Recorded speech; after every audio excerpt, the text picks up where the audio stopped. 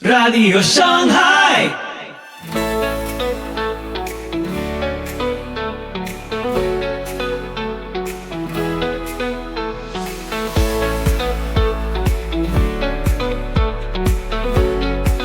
Muy buenos días, tardes o noches, donde quiera que estés. Soy Pipo Biglione y te doy la más cálida bienvenida a Radio Shanghai. Estás sintonizando el episodio 519 de nuestra octava temporada. Prepárate para lo que viene. Hoy, la esencia del amor. Descubre la profundidad del amor según 1 Corintios 13 con César Vidal. Acompáñanos en este mensaje inspirador que transformará tu perspectiva. Así que ponete cómodo, subí el volumen y empezamos. Soli Deo Gloria.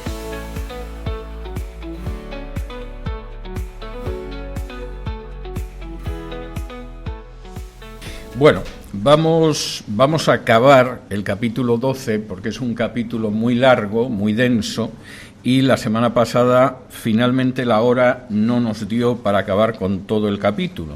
Pablo empezaba en ese capítulo 12 hablando de los dones, hablaba de cómo esos dones del Espíritu derivan de las tres personas de la Trinidad, iba mostrando cómo lo que podíamos denominar la estructura de la Iglesia no es un principio jerárquico, tampoco es un principio democrático, es un principio orgánico, de cuerpo, en el cual cada persona es un miembro y todos los miembros se sirven los unos a los otros y no tienen la sensación de que son inferiores porque no son determinado miembro o que no son superiores o son superiores porque son otro miembro. Y en ese sentido, al final Pablo saca incluso consecuencias de convivencia dentro de la congregación.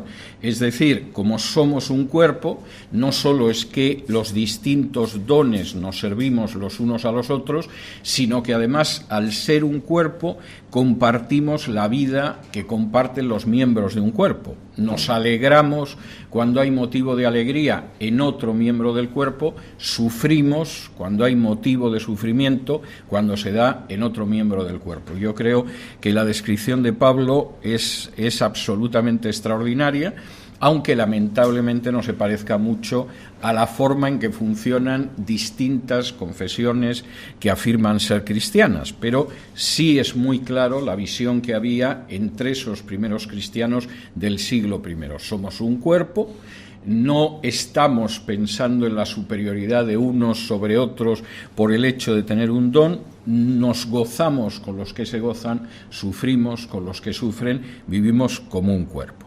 En este capítulo todavía Pablo va a hacer una nueva referencia a los dones para insistir en ese aspecto y dice en el versículo 27, «Vosotros pues sois el cuerpo de Cristo y miembros cada uno en particular».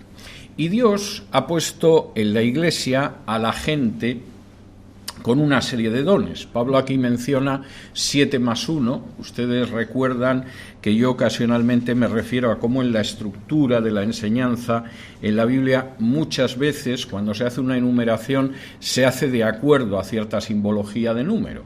El que sean 7+1, el que sea 8, da la idea de que aunque no mencione todos los dones de manera exhaustiva, lo que dice aplica a todos los dones. Y entonces esos dones no es algo que se adquiere por deseo propio, no es algo que se consigue en un seminario, sino que es algo que depende de que Dios los ponga en la Iglesia, lo cual es enormemente importante.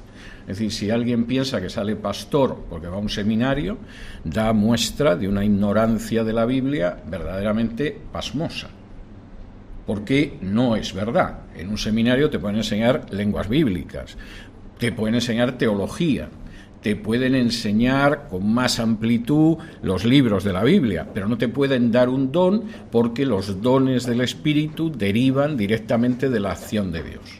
Y quien dice pastor podría decir cualquier otro. Y como dice un dicho latino-español, quod natura non dat salmantica non presta, es decir, lo que no te da la naturaleza, en este caso habría que decir el Espíritu Santo, no te lo da una universidad. Y esto es algo que es importante tener en cuenta. Ahora, dentro de esos dones que Dios ha puesto, Pablo empieza a hacer una enumeración que no es completa, pero que es indicativa. Versículo 28, y a unos puso Dios en la Iglesia primeramente apóstoles. El don de apostolado, lamento que voy a dar un disgusto a mal de uno, es un don que acaba en el siglo I, por una sencilla razón, porque el apóstol tiene que ser alguien que, aparte de haber conocido a Jesús, lo haya visto resucitado.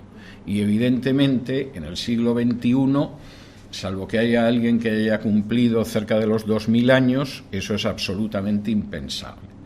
Y por eso además Pablo dice primeramente, porque luego los otros dones, por supuesto que es algo que nos podemos encontrar. Nos podemos encontrar el don de profeta, del que hablamos ya la semana pasada, el de maestro, luego los que hacen milagros, después los que sanan, y aquí añade ahora Pablo dos dones a los que no ha hecho referencia en la lista anterior, pero que son tremendamente importantes: los que administran, los que ayudan y los que administran. Muchísima gente no pensaría que ayudar es un don del Espíritu Santo, pero vaya si lo es. Claro que todos nosotros estamos llamados a ayudar. Pero cuando una congregación funciona de una manera que se pueda ver la acción del Espíritu Santo, que no esté todo encorsetado y comprimido y controlado, tú ves que hay gente que tiene un don especial de ayudar. Y ves que la congregación al cabo de un tiempo lo capta. Es decir, de pronto se necesita algo en lo que es evidente que necesitas ayuda, ese es el don que necesitas, y de pronto la gente dice, el hermano tal, la hermana cual. Decírselo al hermano tal o a la hermana cual, porque efectivamente existe un don de ayuda, aunque nadie se presenta como ayudante, no parece que sea algo tan impresionante como pastor o apóstol o cualquiera de estas cosas, pero existe un don que es el de ayudar. Y igual existe un don de administrar. Y, por supuesto, esto es algo que tampoco se piensa, pero cuando hay una tarea de administración dentro de una iglesia, vaya si se nota si quien la lleva a cabo es una persona que tiene un don de administración o simplemente pues el pobre hermano, la pobre hermana, la que le ha pillado por ahí y está más o menos viendo cómo lleva las cosas. Hay una diferencia abismal. Igual que hay una diferencia abismal entre recibir enseñanza de alguien que tiene el don de maestro y recibir enseñanza pues de alguien que más o menos intenta cubrir lo mejor posible esa tarea.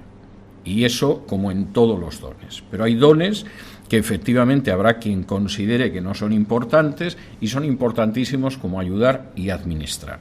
Y a continuación, en el último lugar, Pablo menciona el don de lenguas, al que como veremos le va a dedicar un capítulo entero para sacar la tontería que hay en la cabeza de los corintios y que, por cierto, sigue existiendo hoy en multitud de iglesias. La pregunta que hace a continuación Pablo, las preguntas remachan el hecho de que somos un cuerpo y necesitamos todos de todos. Y dice en el versículo 29, ¿son todos apóstoles? Evidentemente no. ¿Son todos profetas? Sin ningún género de dudas, no. ¿Son todos maestros? Tampoco. ¿Hacen todos milagros? Ni por aproximación. ¿Tienen todos dones de sanidad? Ni hablar. ¿Hablan todos lenguas? No. ¿E interpretan todos? Tampoco. Y Pablo es muy claro, hay multitud de dones, pero no nos engañemos, aunque a veces en algunas iglesias se consagra un modelo eclesial en el que el pastor parece que tiene todos los dones y además alguno añadido, eso no es bíblico. No es la vivencia de una congregación del Nuevo Testamento. La vivencia de la congregación del Nuevo Testamento es que cada persona tiene al menos un don, lo reconocemos, lo ejerce y estamos muy contentos de que lo haga, porque además es algo que deriva directamente del Señor, que es el que lo ha hecho. Y en ese momento, antes de entrar en el don de lenguas y en el desmadre que había en la iglesia de Corinto con el don de lenguas, Pablo va a introducir otro tema que es de enorme importancia, porque en el versículo 31 dice, procurad pues los dones mejores. Es decir, si estás orando para que el Señor te conceda un don, pues pídele que te conceda los mejores. Yo recuerdo cuando yo me convertí hace casi medio siglo, que el tiempo pasa para todos, que yo en concreto le pedí 2 dones al Señor y me los concedió. Lo que me hace pensar que efectivamente si alguien le pide al Señor un don, tiene por lo menos cierta posibilidad, cierta probabilidad de que se los conceda. Y en este sentido, la idea de Pablo es bastante clara, puesto que deseáis los dones, como eso es algo que no se puede ganar, es algo que no te lo dan en un seminario, en una facultad de teología, es algo que no puedes aprender, como puedes aprender un oficio o una profesión. Puedes aprender a ser médico, puedes aprender a ser carpintero, pero no puedes aprender algo que deriva directamente del Espíritu Santo. Procurad esos dones mejores. Pero yo os voy a mostrar otra cosa antes, no sea que aquí acabéis teniendo una idea muy equivocada de las cosas, porque hay un camino más excelente que el de los dones e incluso que el de los dones que puedan ser más importantes unos que otros. Y entonces me voy a detener en ese camino más excelente para que no andéis equivocados. Y lo que dice a continuación Pablo es tremendo. Ese capítulo 13 está dedicado al amor, es el camino más excelente, y lo primero que dice es que el amor es superior al ejercicio de los dones y además los dones sin el amor carecen de valor. Vamos a ver, tú puedes bendecir a una congregación con el ejercicio de tu don, pero realmente eso no te va a aprovechar en absoluto si no tienes amor. Versículo 1. Si yo hablase lenguas humanas y angélicas y no tengo amor, vengo a ser como metal que resuena o címbalo que retiñe. La expresión es durísima. Lo que pasa es que la hemos oído tantas veces que sobre todo la vemos poética, pero es durísima. Vamos a suponer que entre los dones que me ha dado el Espíritu Santo está el de hablar con lenguas que no solo son lenguas humanas, sino lenguas de ángeles. Pues si no tengo amor, es igual que si agarro un trozo de bronce y empiezo a darle palos y suena clon, clon, clon, o si agarro un címbalo y empiezo a pegarle al címbalo y se oye el ruido del címbalo. Es decir, es un simple ruido sin valor. Si hay alguien que interpreta las lenguas y tal, puede que tenga un valor de edificación para la iglesia, pero para mí es exactamente igual que si agarro un trozo de metal y me pongo a darle porrazos y suena. Si en mí no existe ese amor. Segundo, es superior a otros dones también que vayan más allá del don de lenguas. Por ejemplo, versículo 2, y si tuviese profecía y entendiese todos los misterios y toda ciencia, y si tuviese toda la fe de tal manera que trasladase los montes y no tengo amor, nada soy. Supongamos que además el don que uno tiene es un don especialmente sobresaliente, maravilloso. Vamos a suponer que tengo un don de profecía, el Señor me permite ver la realidad que me rodea como Él la ve, no como la cuenta la televisión, que suele ser muy distinta. Supongamos que el don que yo tengo es que todos los misterios y todo el conocimiento efectivamente estuviera al alcance de la mano porque el Señor me lo ha dado. Supongamos que incluso contara con una fe suficiente como para hacer que las montañas se cambiaran de sitio. Si no tengo amor, nada soy. La afirmación es tremenda, pero es así. ¿Por qué? Porque en última instancia el don es algo que nos ha dado Dios, no es una cualidad nuestra.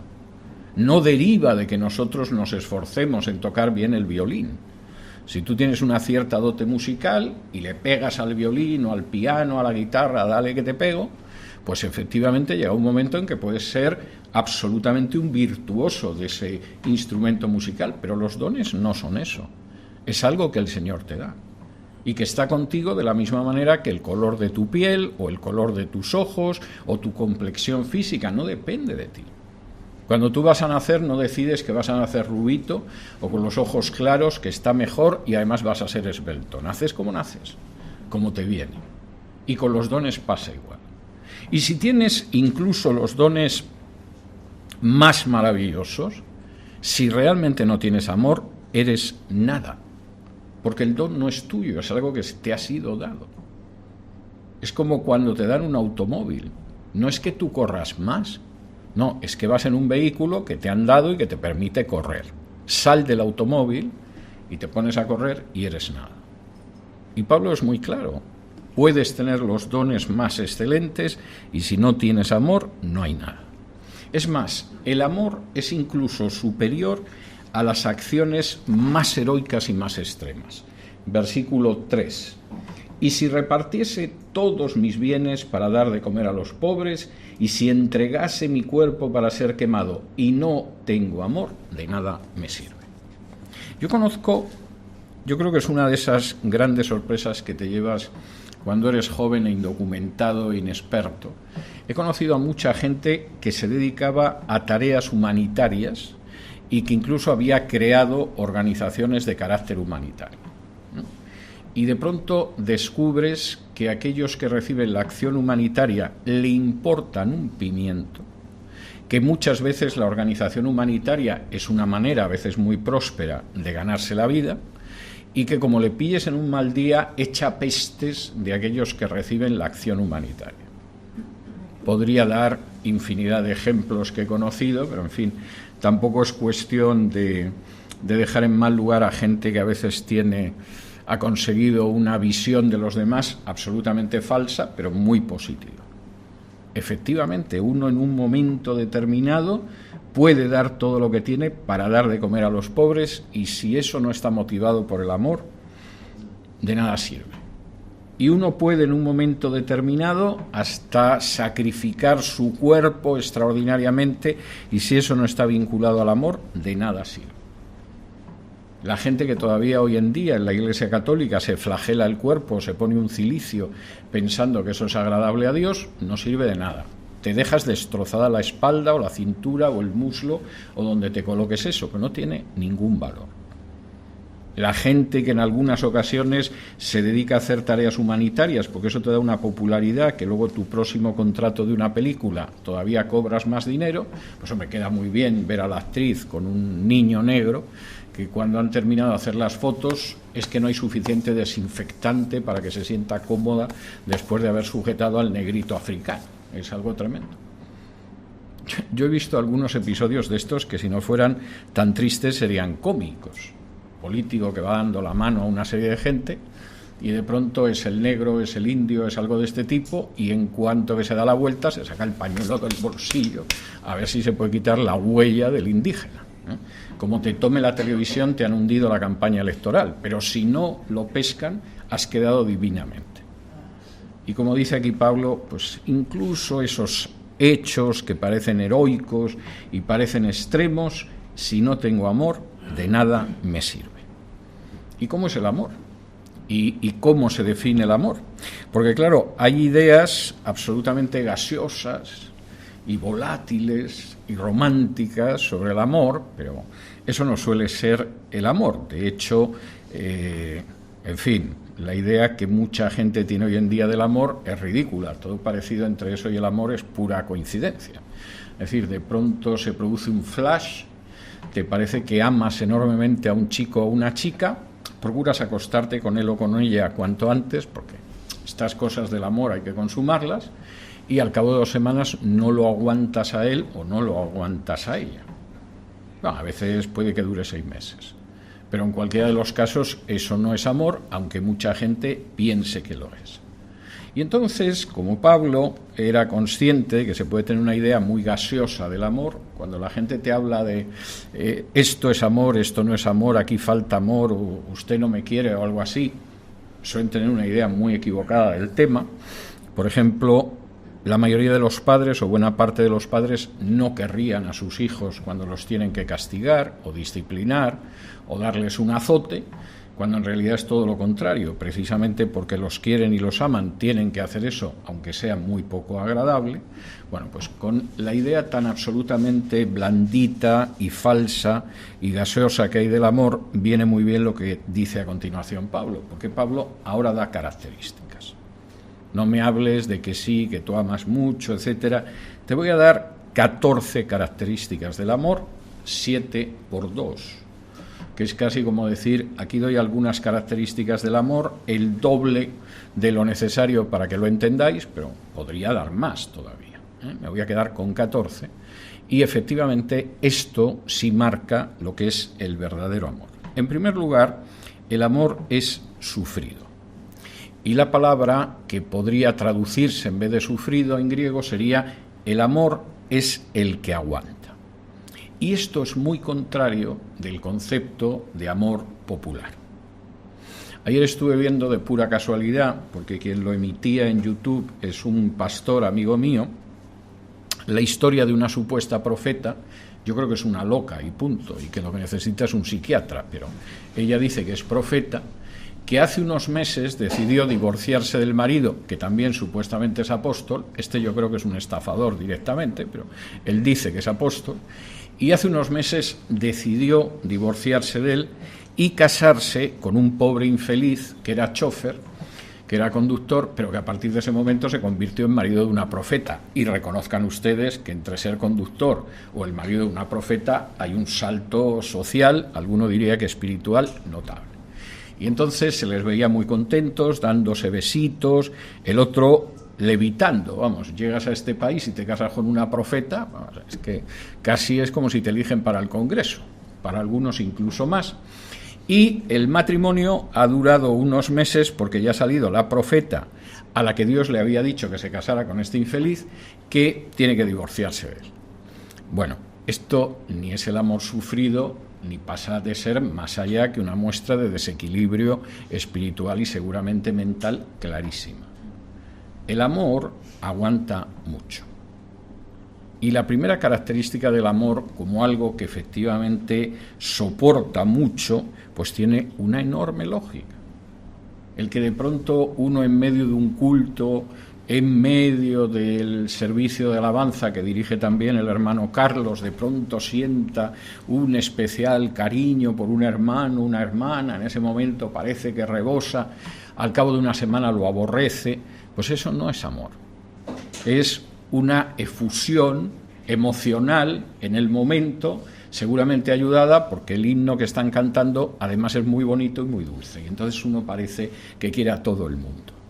Como en aquel número musical que hace décadas grabaron los cantantes más conocidos de Estados Unidos, que se llamaba We Are the World, We Are the Children, somos el mundo, somos los niños, y bueno, parecía que ibas a salir así, y al final del himno decían empieza a dar, lo cual era enormemente práctico, hay que reconocerlo, sobre todo teniendo en cuenta que todos los que cantaban eran multimillonarios.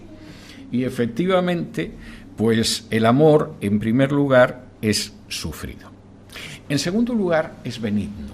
¿Qué significa benigno? Pues que el amor tiene una tendencia a ver las cosas no por el lado negativo. El amor, cuando de pronto le llega una situación en la que esto no hay por dónde cogerlo, y efectivamente al menos la apariencia es mala, lo que hace es que ve también los otros ángulos, porque a lo mejor la apariencia nos está engañando. Hay gente que es todo lo contrario. Tú notas, por ejemplo, cuando alguien no ama a alguien, porque de pronto cuentan algo sobre esa persona a la que no ama y tiene una predisposición natural a creérselo. Cuentan algo malo, claro, e inmediatamente se lo cree. Sí, ya te lo digo yo. Pero si es que esta hermana no hay quien la aguante. Si yo no sé por qué no se va a otra iglesia y no nos deja en paz. Pero si es que este hermano es como es, otra vez. Y el amor es el que lo escucha y dice, bueno, quizá, pero pensemos en alguna otra alternativa. A lo mejor no es que la hermana sea tan insoportable, a lo mejor es que no es verdad. O a lo mejor es verdad, pero no es por eso que tú estás pensando. Y a lo mejor eso se debe a otro tipo de razón, y entonces su conducta estaría totalmente justificada. El amor es benigno en sus juicios, no es maligno. Es benevolente, no es malévolo. Y esa es otra segunda característica del amor. Tercero, el amor no tiene envidia. La manera, a mi juicio, y acepto que puedo estar equivocado, pero tal y como yo lo veo, la manera más fácil de ver si alguien verdaderamente es tu amigo y te ama es si te tiene o no te tiene envidia. Tú llegas a una persona que crees que es tu amigo, le das una buena noticia sobre ti y ves que le sienta como una patada en el estómago. Esa persona no es tu amigo y esa persona no te ama. porque te envidia. Y de pronto tú llegas y le dices, he podido comprar la moto, que llevaba ahorrando 2 años la moto. Si te tiene envidia, qué bien, porque llevabas 2 años, ¿no?, detrás de ello. Y vas a tener cuidado, ¿no?, porque sabes que hay muchos accidentes de moto. Y te das cuenta de que le has dado el disgusto de la tarde.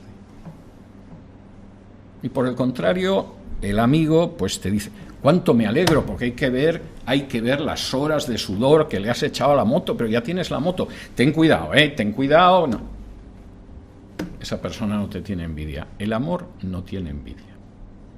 Yo recuerdo, les podría contar muchos ejemplos de esto, pero docenas, pero esta mañana me vino a la cabeza cuando yo gané un premio literario en España, que era el segundo premio más importante en España, el quinto premio más importante en toda la Unión Europea.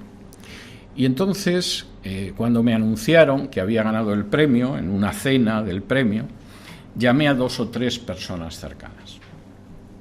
Una de ellas le anuncié que había ganado el premio y reaccionó que casi parecía que le había llamado para decirte, se te ha muerto la madre.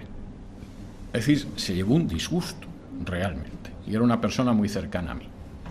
Y recuerdo otra que llamé y le dije, he ganado el premio, y al otro lado se oyó, ¡ay, Dios mío, gracias! Yo dije, esta persona ha estado hincada de rodillas rezando para que me dieran el premio, porque es que parece que se lo han dado a ella en vez de dármelo a mí. El amor no tiene envidia. Y cuando vean a alguien que tiene envidia, que reacciona con envidia, esa persona no los quiere. Y desde luego no son amigos de ustedes. Cuarto, el amor no se jacta.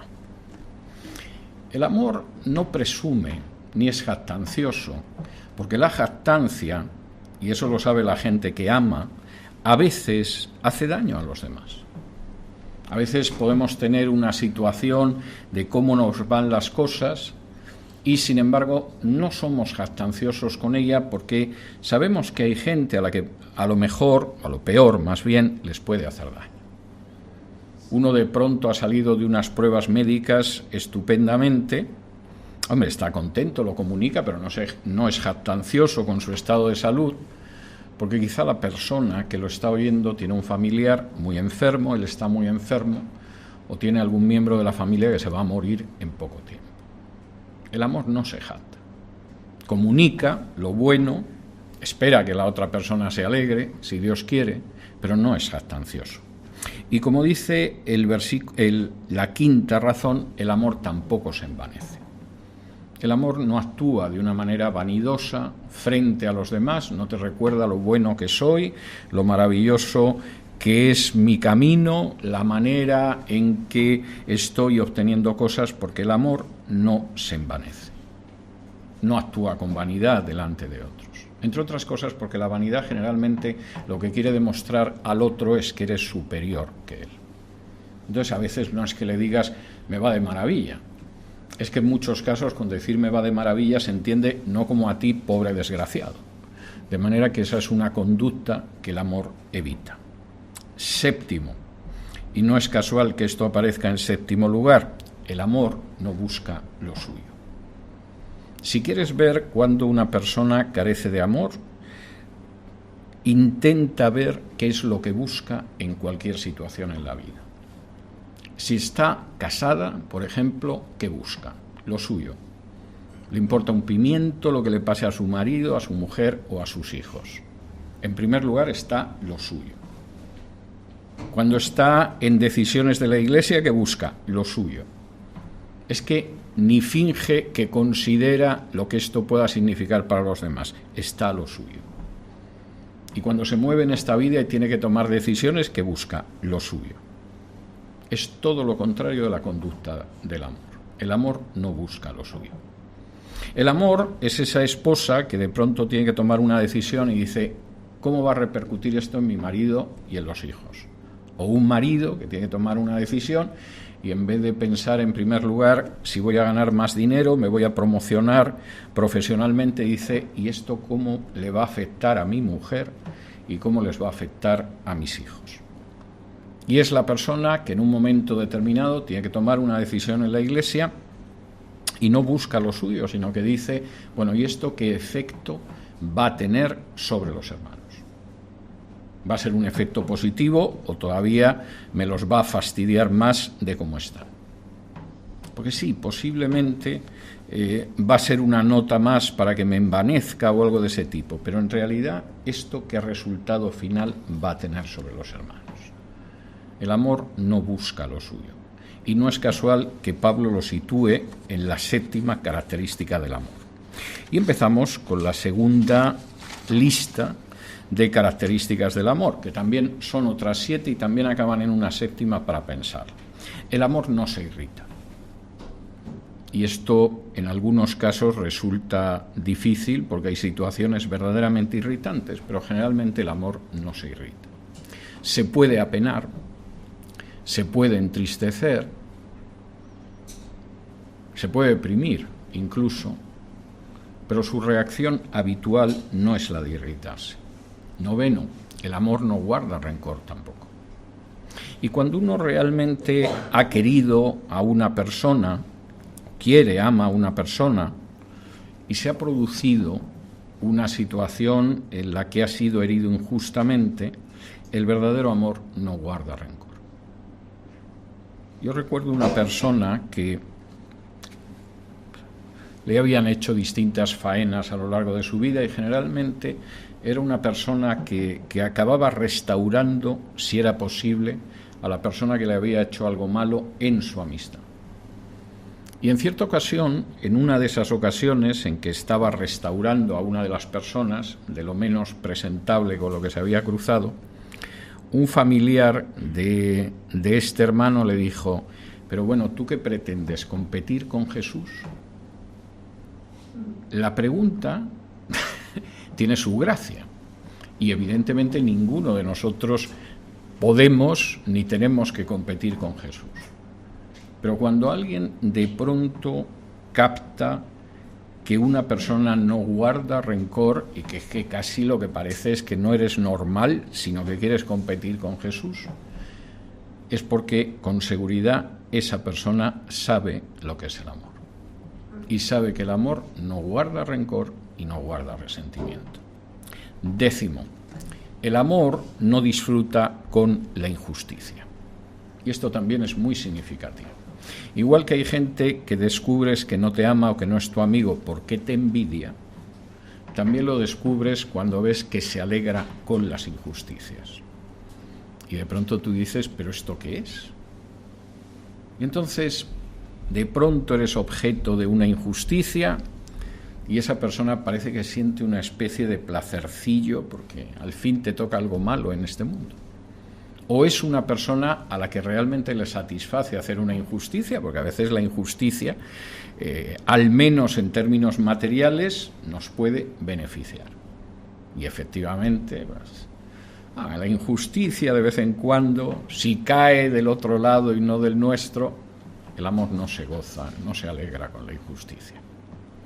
11, el amor con lo que se alegra es con la verdad. Tengo que hablar de esto en la predicación de luego, de modo que no me voy a extender ahora mucho, pero la mayoría de la gente no se alegra con la verdad. La verdad es muy incómoda. En realidad, nosotros nos hemos construido nuestra idea de lo que tiene que ser la verdad. A veces nos la construyen, nos lavan el cerebro desde la radio, la televisión, la prensa, y entonces en última instancia, pues nos creemos una mentira y de pronto cuando aparece la verdad nos molesta mucho. Nos molesta mucho por distintas razones. Nos molesta mucho porque se da la circunstancia de que la verdad de pronto nos muestra cómo somos y no es como queremos aparecer ni como queremos creer que somos. O nos muestra que lo que creemos es una mentira y va a tener razón mi cuñado que me llevaba a la contraria en la cena de Navidad. A veces porque la verdad pues resulta que nos obliga a hacer cambios. El amor se goza con la verdad.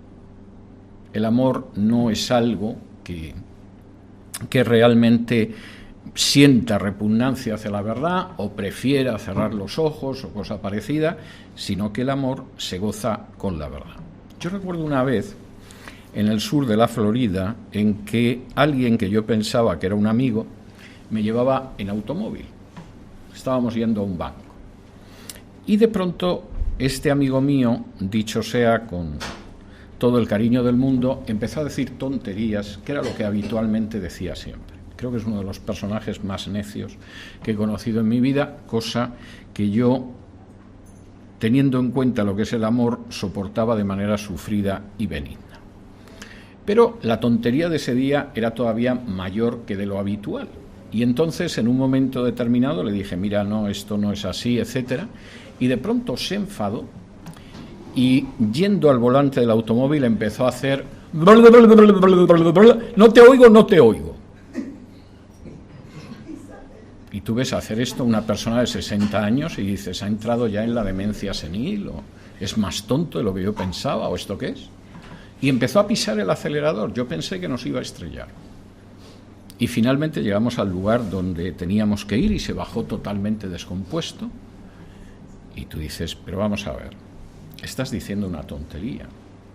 Te razonan lo que es la realidad, deberías agradecerlo y a poco nos estrellas a los dos. Y por supuesto, para que quede claro que no estoy dispuesto a oír la verdad, no te oigo, no te oigo. Esto que lo haga un niño de 3 años tiene un pase. Que te lo haga una persona con 70 es que verdaderamente está llegando muy mal al tramo final de su vida. El amor se goza con la verdad. 12. El amor todo lo sufre. El amor tiene una enorme capacidad para metabolizar lo que se le viene encima. Y realmente es así. Y cuando ves a la gente que quiere a su esposa o a su esposo o a los hermanos en ministerios muy delicados o a los hijos, te das cuenta de que el amor tiene una capacidad para soportar cosas que, como dice un refrán español, que Dios no nos dé todo lo que podamos soportar. Y efectivamente el amor todo lo sufre. 13, y todo lo espera. El amor es enormemente, enormemente esperanzado. Efectivamente, todo lo espera. Y como ama, efectivamente, todo lo espera. Y 14, es decir, 7 por 2, además el amor todo lo soporta. Y la palabra que aparece aquí en griego es una palabra... Soportar está bien traducido, lo que pasa es que la gente no suele entender muy bien el significado del verbo, pero significa que el amor aguanta todo el peso que le ponen encima. Y esto es bastante claro. Es decir, si yo me apoyo sobre esto, este púlpito, este atril, soporta mi peso. Si yo me siento en una silla, la silla soporta mi peso. El amor soporta todo, aguanta el peso de todo. Y por lo tanto el amor aquí es una cosa bastante sólida, bastante realista, bastante de todos los días, y no tiene que ver con esas ideas gaseosas de que, por ejemplo, como Dios nos ama, podemos hacer lo que queramos, porque Dios nos ama. O, evidentemente, cuando conozco a un chico o una chica, me doy cuenta de que la voy a amar toda la vida, que seguramente, con un poco de suerte, son los próximos 10 meses, y visiones parecidas. El amor es algo mucho más profundo, mucho más bello, mucho más hermoso, mucho más serio, como es este amor que aquí Pablo da 14 pinceladas de cómo es. Y aquí a continuación, Pablo, que no es que se haya desviado a hablar del amor, porque le ha pillado en un día muy romántico, sino que está enseñando muy seriamente a una congregación y les está enseñando sobre los dones, vuelve a unir el tema de los dones después de hablar del amor y demostrar que ese es un camino más excelente. Y dices en el versículo 8, el amor nunca deja de ser, pero las profecías se acabarán y cesarán las lenguas y la ciencia cesará también, la ciencia acabará.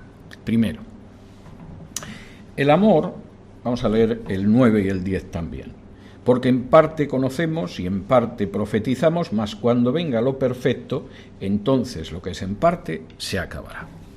En algún momento los dones van a desaparecer. Por supuesto, la gente que se niega a aceptar que los dones siguen existiendo y que han existido durante casi 2000 años, pues se suelen aferrar a ese texto para decir, no, los dones han desaparecido. El texto no está diciendo ni mucho eso. Menos eso, dice que cuando venga lo perfecto, lo que es ahora en parte se acabará. Pero nosotros no vivimos en lo perfecto. Y si alguien de ustedes cree que vive en lo perfecto, me lo explica luego y espero que tenga razones de solidez para que lo creamos. No vivimos en lo perfecto, vivimos en un mundo de una imperfección terrible y evidentemente identificar lo perfecto con que se acaba de escribir la Biblia es algo totalmente aventurado. Pablo está diciendo que hay un momento en que los dones desaparecerán, efectivamente, y no los necesitaremos. Primera cuestión que es cierta. Efectivamente, en algún momento Cristo volverá y no vamos a necesitar el don de sanidades. En algún momento Cristo volverá y no vamos a necesitar milagros. En algún momento Cristo volverá y ya me dirán ustedes lo que va a pintar el don de lenguas. Incluso determinados dones no serán necesarios cuando Cristo vuelva. No va a ser necesario un don de evangelista, ni un don de pastor, ni un don de maestro, ni cosa parecida. Los dones forman parte de la historia desde la llegada del Espíritu Santo hasta que Cristo regrese. Y por lo tanto, pues es algo que ahora tiene un sentido, pero curiosamente el amor va a seguir existiendo.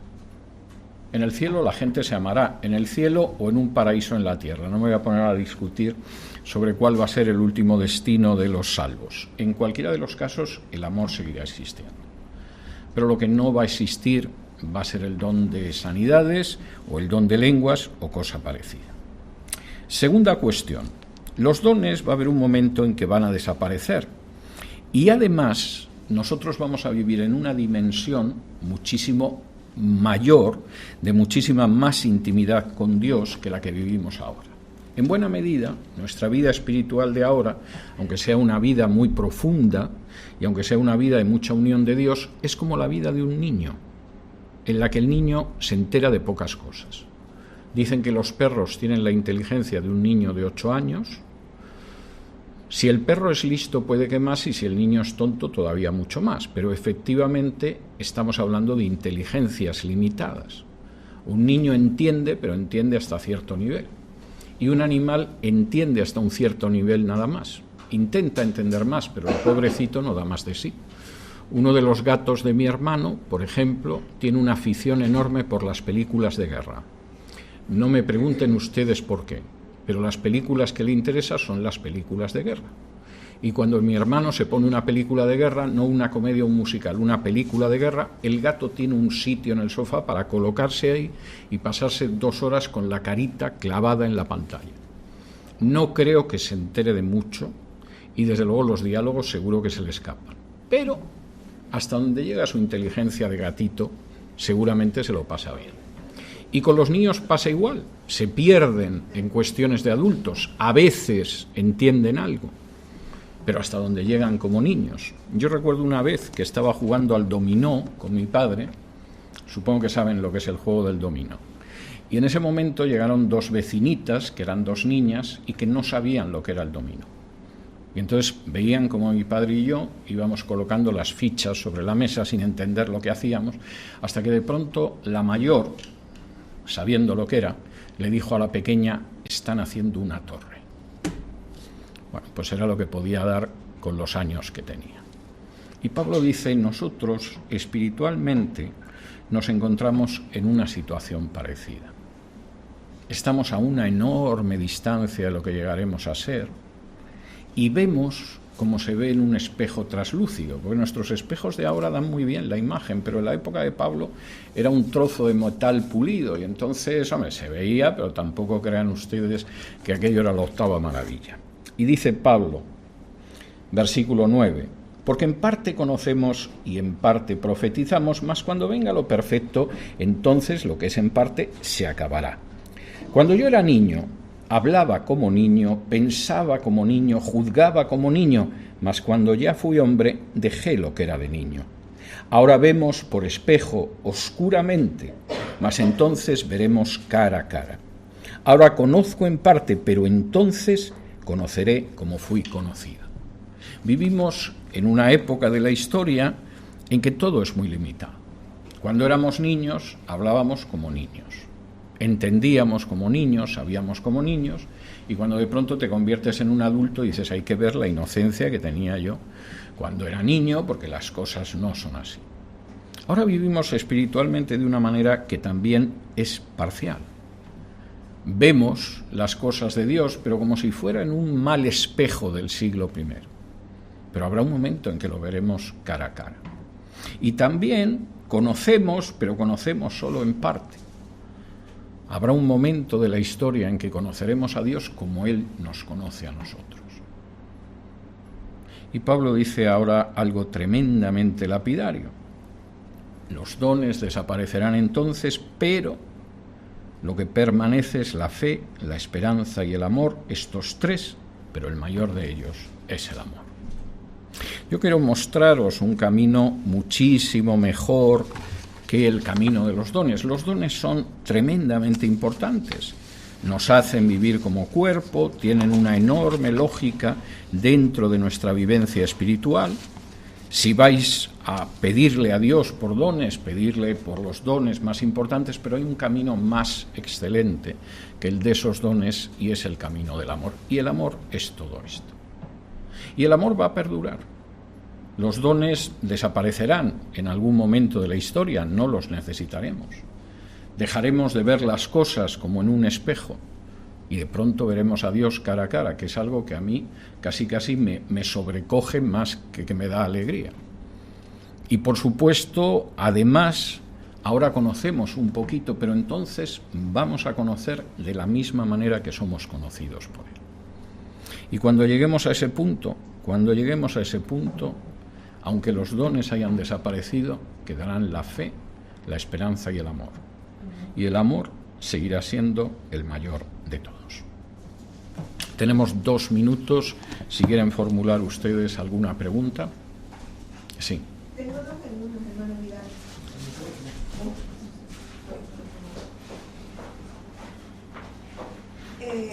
Tengo 2 preguntas, van conectadas. La primera es que Primera de Corintios 1:28 dice que Dios puso dones en la iglesia para la administración de esa iglesia, que son 8. La primera pregunta es, ¿son solo esos los 8 dones? No. Además es que, claro, traté esto la semana pasada también. No, evidentemente ninguna de las listas de dones son exhaustivas. El mismo Pablo, en el capítulo 12, pone una lista al principio y otra al final, que coincide en parte y en parte no coincide, y ninguna de las dos es exhaustiva. Pero cuando estudiemos, por ejemplo, la primera carta de Pedro, vamos a ver más dones. Y cuando estudiemos la de Efesios, más. Es decir, ninguna lista es exhaustiva. La segunda es, tengo la certeza de que la palabra es la que tiene que ser nuestra verdad, seguir. Y en Hechos 1, 27, 21, 22, dice cuál es el formato para ser un apóstol. Primero, haber vivido con Jesús, haber visto su bautizo y ser testigo de su ascensión. Y como soberanía de Dios y exclusividad de él, Pablo fue el abortivo, el último. Sí. Sé que no hay un apostolado como se está vendiendo últimamente, pero ¿cómo le respondo a las personas cuando me dicen, vámonos a 1 Corintios 1:28 que dice que hay el don de apostolado? Claro, porque el don de apóstol sí que todavía era un don en el siglo I. Por eso Pablo lo separa de los otros. O sea, no es casual que diga primeramente apóstoles y dice y luego te pone una retahíla, una lista de dones. Es decir, ahí está bastante claro que él hace una diferencia entre uno y lo otro. Y a mí me parece que es bastante claro en este sentido. Por otro lado, vamos a ver. Históricamente, la idea de que haya apóstoles después de la muerte del último apóstol es muy reciente históricamente. Es decir, lo más que ha podido alguna confesión insistir es que hay sucesores de los apóstoles. Por ejemplo, la Iglesia Católica cree que hay una sucesión apostólica en los obispos. Las iglesias ortodoxas creen que hay una sucesión apostólica en los obispos. La Iglesia anglicana cree que hay una sucesión apostólica. La Iglesia luterana en Noruega también lo cree, pero en ningún caso piensan que sean apóstoles. Es decir, que no es que hay apóstoles y luego vienen otros, sino que hay una serie de supuestos seguidores de los apóstoles. Es decir, esa es una doctrina aparecida en términos históricos ayer por la noche. Gracias. ¿Alguna pregunta más? Bueno, pues muchísimas gracias por su paciencia. Jesucristo.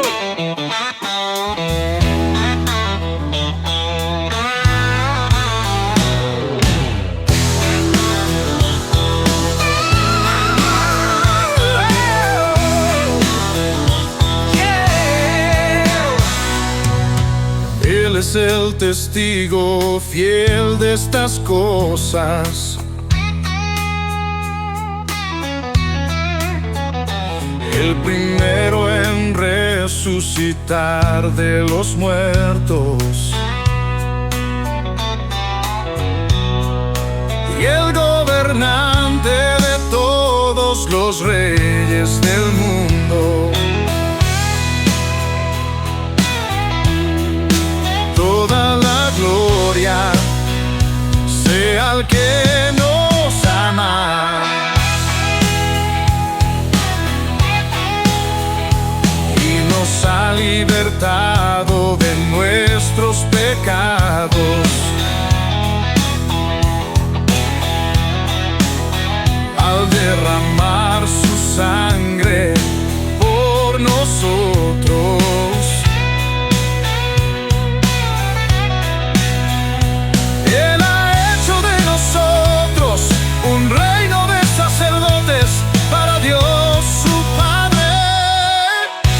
Sea toda la gloria y el poder por siempre y para siempre. Amén.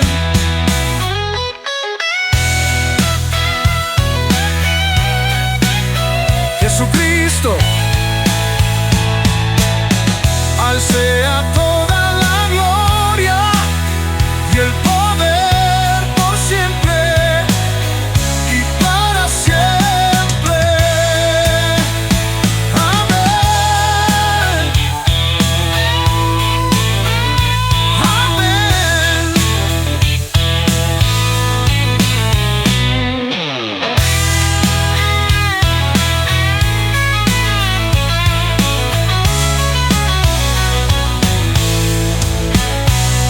Jesucristo.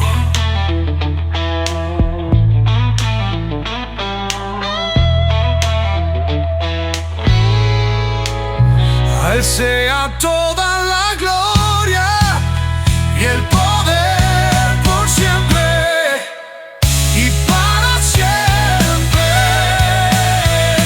Amén.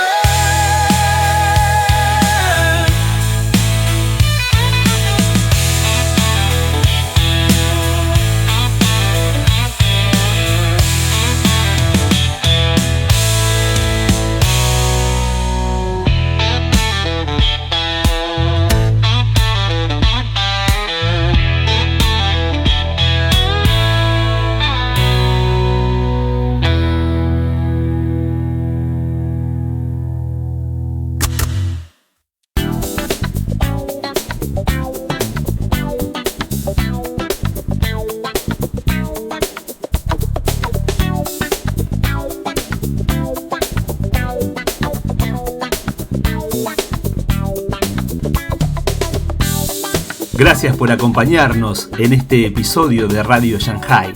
Tu apoyo nos ayuda a seguir conectando el mundo de hoy con los principios eternos. Por eso, te pedimos que te suscribas y nos dejes tu like para que más personas descubran este mensaje. No olvides seguirnos en Facebook, Instagram y Telegram para estar al tanto de todo. Te esperamos, Dios mediante, en nuestro próximo episodio. Que Dios te bendiga.